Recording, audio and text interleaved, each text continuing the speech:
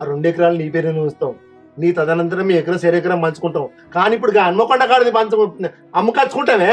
ఏ లేదు మీకు పంచిన భూమిలోకి వెళ్ళి అదే అనుకోరు ఇచ్చారు 20 గుంటలు. ఇక నీ మంకు నీ దగ్గర ఇంకోళ్ళ ముచ్చటినావు నువ్వు. ఏ ఇనా అట్లా కాదు కానీ మొన్న పండగ ఇంటికండి బిడ్డ దగ్గరికి ఏందే ఏం మాట్లాడుతున్నావు? ఇప్పుడు ఎందుకు అమ్మదంటున్నావు చెప్పు నువ్వు. అమ్మద్దని ఎందుకంటే నా బిడ్డ వస్తే ఒక గుంట రాసి ఇచ్చిన, దానికి సంతకం పెట్టిన మొన్న కాగితం తెచ్చుకోని. మీరు గిట్ల చేస్తారని నాకు ఎరికే.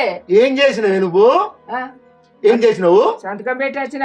నేను వాడు దచ్చింది అనుకున్నావు, మేము దచ్చిన అనుకుని సంతకం పెట్టినావా నువ్వు? మొన్న పంచాయతీ ఎంత రోజులు చేస్తారో అది చూసే నాకు దడ పుట్టింది. ఏంటి నీకు దడ పుట్టింది? ఆమెకి ఏం తక్కువ చేసినవని నువ్వు దడ పుట్టిందని సంతకం పెట్టొచ్చిందని చెప్తాను. ఓ వదినే, ఆగు, తక్కువ పెట్టినావు. ఆగు వదినే. ఏం చేసినావే నువ్వు? ఏం చేసిన అంటే మా అమ్మవారి కాగితం తెచ్చుకోమన్నా, కాగితం పెట్టేసిన. వాళ్ళు ఎప్పుడు పట్ట చేసుకుంటే నీకు అప్పుడే చేద్దా బిడ్డ రమ్మన్నా. అంటే అన్న లేడు నేను లేనా అని ఉన్నారు మేములా కాదని చెయ్యా. మమ్మల్ని విచారించినావా అని మరి సంతకం పెట్టినప్పుడు? సచ్చినాం మేము కొడుకులు చచ్చి అనుకొని పోయి పెట్టావా? మీరెందుకు చేస్తారా? ఓ కాదే, అవి బాపు ఉన్నప్పుడే అక్క కూడా భూమి లేదన్న నేను.